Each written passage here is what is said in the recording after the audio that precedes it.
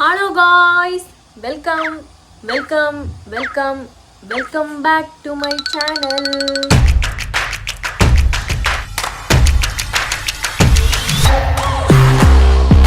இவ்வளோ காலங்காத்தாலே ஏன் வந்துட்டேன்னா இன்னைக்கு ஒரு டே இன் மை லைஃப் தான் பார்க்க போகிறோம். மார்னிங்லேருந்து ஈவினிங் வரைக்கும் ஒரு full day in my life routine தான் நம்ம பார்க்க போகிறோம்.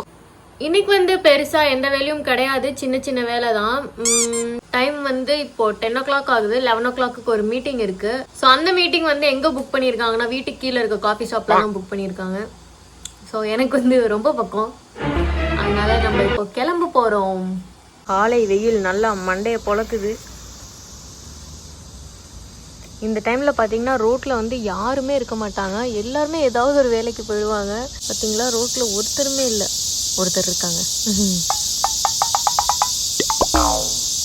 நம்ம கிளம்பியாச்சு. ஸ்கின் கேர் தான் பண்ண போறோம். ஃபர்ஸ்ட் சீரம் 25+ இருந்தீங்கன்னா கண்டிப்பா பெப்டைட் சீரம் யூஸ் பண்ண ஸ்டார்ட் பண்ணுங்க. அப்பதான் ஸ்கின் நல்லா இருக்கும். லிப் பாம் லனேஜோட லிப் பாம். அடுத்து வைட்டமின் சி.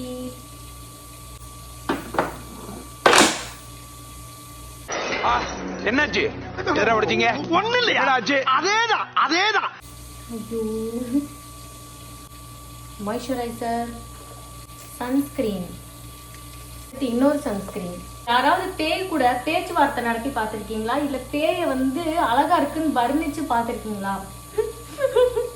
ஆனா என் தங்கச்சி பண்ணிருக்கிறா.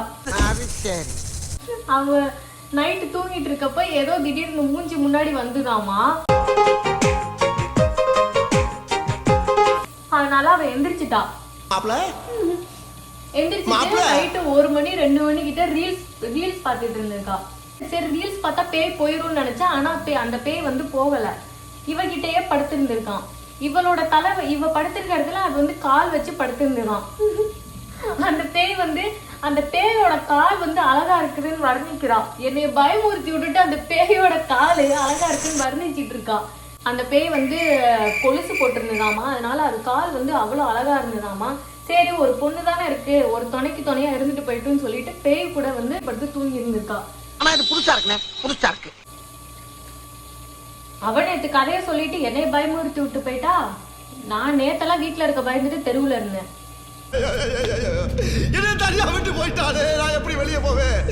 Chanel 446 அப்புறமா டியோர் ரெண்டுமே மிக்ஸ் பண்ணுவோம். அடுத்து பர்ஃப்யூமும் மிக்ஸ் பண்ணாதான் நல்லா இருக்கும். ஸோ இந்த ரெண்டும் மிக்ஸ் பண்ண போறோம்.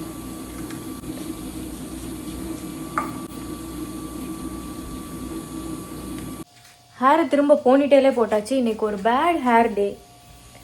என்னதான் இருந்தாலும் சலூன் அப்பாயின்மெண்ட் இருக்கு எப்படியோ. ஸோ அவங்க ஏதாவது பண்ணி விட்டுருவாங்க, அதனால தான் நான் எதுவும் பண்ணாமல் வச்சிருக்கேன். அப்படியே எல்லா வீடியோலையுமே ஒரு சவுண்டு வரும், அது வேற எங்கேருந்தும் இல்லை, இந்த ஃபேன் போடுற சவுண்டு தான். இப்படி ஏன்னா வாட்டர் டெம்பரேச்சர் கிட்டத்தட்ட 31 இருந்தது. ஸோ திரும்பவும் ஃபேன் போட்டு இந்த வாட்டரை கூல் பண்ணிட்டு இருக்கேன். ஏன்னா ரொம்ப டெம்பரேச்சர் அதிகமாக போயிடுச்சுன்னா நிறைய மீன் செத்து போயிடுது. அதுவும் இல்லாமல் இப்போ தான் ஏதோ கிராஸ் மேட்டிங்லாம் பண்ணி ஏதோ டிஃப்ரெண்ட் கலரில் மீன் குட்டி போட்டிருக்கு. அதனால சரி, அதெல்லாம் காப்பாற்றணுமே அப்படின்னு சொல்லிட்டு இந்த ஃபேன் ஓட வச்சுட்டு இருக்கோம் 24 hours. ஓகே, எல்லாரும் வந்துட்டாங்க. ஸோ நம்ம ஓடணும்.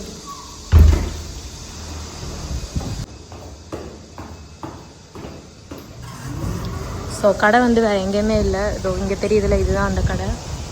அவங்க ஃப்ரண்ட்டில் இருக்காங்கன்னு நினைக்கிறேன். நம்ம பின்வாசல் வழியாக போகலாம்.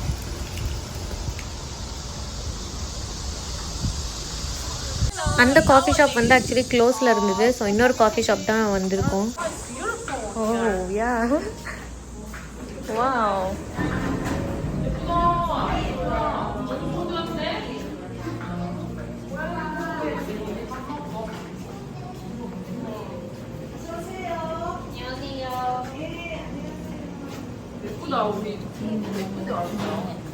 이런 거 있으면 보내지. 볼까요? 사진 좀 찍어 보내주세요. 괜찮다. 볼 수 있나? 수학 지원 안 해도 문이 없으니까. 이거 유튜브 봐. 오, 유튜브 거의 즐기는 거네. Thank you. Thank you. Thank you for your sharing. இன்னொரு ஃப்ரெண்ட் வந்து அவங்க வீட்டில் செஞ்ச கிம்ச்சி வந்து எல்லாருக்குமே கொண்டு வந்திருந்தாங்க. கொரியன் ஃப்ரெண்ட்ஸோட மீட்டிங் வந்து முடிஞ்சிச்சு. அடுத்த ஹேர் சலூனுக்கு வந்து அப்பாயின்மெண்ட் போட்டிருந்தேன். அதுக்கு டைம் ஆகிடுச்சு. ஸோ அதுக்கு தான் நடந்து போயிட்டுருக்கேன். அதுவும் வீட்டு பக்கத்தில் தான் இருக்குது. ஆக்சுவலி வீட்டுக்கு கீழே இருந்த காஃபி ஷாப்பில் வந்து ஓப்பனே ஆகலை மார்னிங்கு. ஸோ வேறு காஃபி ஷாப் போனோம். போயிட்டு இப்போ இங்கே வரதுக்கு லேட் ஆகிடுச்சு. ஸோ அடுத்து நம்ம இப்போது ஹேர் சலூனுக்கு தான் போகிறோம். ஒன்றும் பண்ண போகிறதில்ல, சும்மா ட்ரிம் தான் பண்ண போகிறேன்.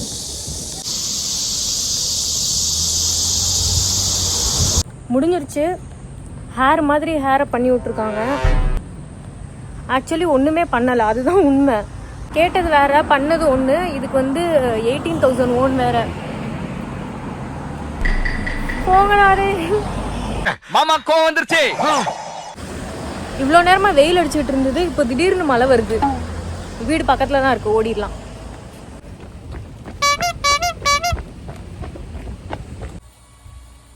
ஆக்சுவலி மழை வரதுக்குள்ளே ஓடி வந்தாச்சு எப்படியோ வீட்டுக்கு. இல்லை மார்னிங் போன காஃபி ஷாப்பில் வந்து இந்த பிளான்ட் வந்து ஃப்ரீயாக கொடுத்தாங்க. நாங்கள் நிறையா ஆர்டர் பண்ணனால எங்களுக்கு வந்து ஃப்ரீயாக 2 பிளான்ட் கொடுத்தாங்க. அதில் நான் ஒன்று எடுத்துகிட்டு வந்துட்டேன். அண்ட் அதுக்கப்புறம் இன்னொரு ஃப்ரெண்டு வந்து வீட்டிலே கிம்ச்சி பண்ணியிருந்தாங்க, அதுவுமே கொடுத்துருந்தாங்க. நம்ம இப்போ இதை டேஸ்ட் தான் பண்ண போகிறோம். ஹோம்மேட் கிம்ச்சி வந்து நான் சாப்பிட்டதே கிடையாது. இது வரைக்கும் கடையில் வாங்கி தான் சாப்பிட்ருக்கேன். இன்னைக்கு வந்து நம்ம ஹோம்மேட் கிம்ச்சி டேஸ்ட் பண்ண போகிறோம்.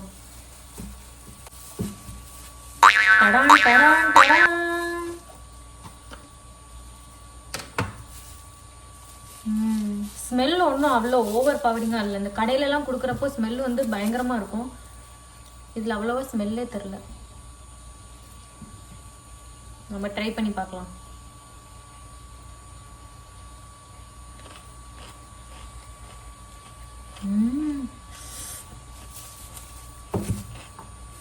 பயங்கரமாக காரம். அவங்க அம்மா வீட்டில் வந்து ஹார்வெஸ்ட் பண்ண சில்லியில் வந்து பவுடர் செஞ்சு அதாவது இதில் போட்டிருக்காங்க. சொல்லி தான் கொடுத்தாங்க இது வந்து உண்மையிலே காரமாக இருக்கும் அப்படின்னு. ஆனால் பயங்கரமாக காரமாக இருக்குது. ஆனால் இந்த ஹோம்மேட் கிம்ச்சி வந்து அப்படியே டிஃப்ரெண்ட்டாக இருக்குது. கடையில் வந்து அப்படியே வேறு டேஸ்ட்டாக இருக்குது. ஆனால் இது வந்து அப்படியே வேறு டேஸ்ட்டாக இருக்குது. டேஸ்ட்டே ரொம்ப டிஃபர் ஆகுது. ஆக்சுவலி இதுதான் ஒரிஜினல் கிம்ச்சி வீட்டில் பண்ணது. ஓகே ஓகே ஹேர் கட்டுக்கு வரலாம். நான் வந்து என்ன கேட்டேன்னா, ஹேர் வந்து ரொம்ப ஃப்ரிஸியாக இருக்குது, ஃப்ரிட்ஸை மட்டும் எடுத்து விடுங்க அப்படின்னு சொல்லிட்டு. இது வந்து ஆல்ரெடி பண்ணியிருக்கேன், ஜொஞ்சுவில் வந்து ஆல்ரெடி பண்ணியிருக்கேன். அவங்க என்ன பண்ணுவாங்கன்னா, இதுக்குன்னு தனியாக சிசர்ஸ் வச்சுருக்காங்க, அதை வச்சு நல்லா ட்ரிம் பண்ணுவாங்க. ஸோ நம்ம ஹேர் வந்து நல்லா ஸ்மூத்தாக ஃப்ளாட்டாக இருக்கும். சரி அந்த மாதிரி இவங்க பண்ணுவாங்கன்னு நினச்சி கேட்டேன். அவங்க கீழே மட்டும் லைட்டாக ட்ரிம் பண்ணி விட்டுட்டு 18,000 ஓன் வாங்கிட்டு என்ன சொன்னாங்கன்னா, நீங்கள் வந்து பெர்ம் தான் பண்ணணும், பெர்ம் பண்ணுறதுக்கு 1,20,000 ஓன் ஆகும், அதுதான் பண்ண முடியும், மற்றபடி ஃப்ரிட்ஜ் எல்லாம் போக்க முடியாது அப்படின்ட்டாங்க. நான் வந்து இத்தனைக்கு யூடியூப்பில் வந்து வீடியோ கூட எடுத்து காமிச்சேன் இந்த மாதிரி பண்ணணும் அப்படின்ட்டு. இல்லை இதெல்லாம் நான் பண்ண மாட்டேன் அப்படின்ட்டாங்க. It was at this moment that he knew he fucked up. இப்போ ஒண்ணுமே பண்ணாததுக்கு தேவையில்லாம காசு கொடுத்துட்டு வந்த மாதிரி இருக்கு எனக்கு. Flashback. சலூன் அப்பாயின்மெண்ட் இருக்கு எப்படியோ. ஸோ அவங்க ஏதாவது பண்ணி விட்டுருவாங்க. அதனால தான் நான் எதுவும் பண்ணாம வச்சிருக்கேன் அப்படியே.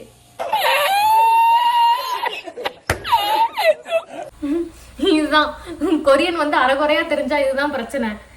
நம்ம வந்து நம்ம பேசுறது நம்ம சொல்றது ஒன்றா இருக்கும், அவங்களுக்கு புரிஞ்சுக்கிறது ஒன்றா இருக்கும். ஈவன் டிரான்ஸ்லேட்டர்லவே நம்ம அவ்வளோத்தையும் சொல்லி நம்ம புரிய வைக்க முடியாது. அதுதான் இங்கே பிரச்சனை.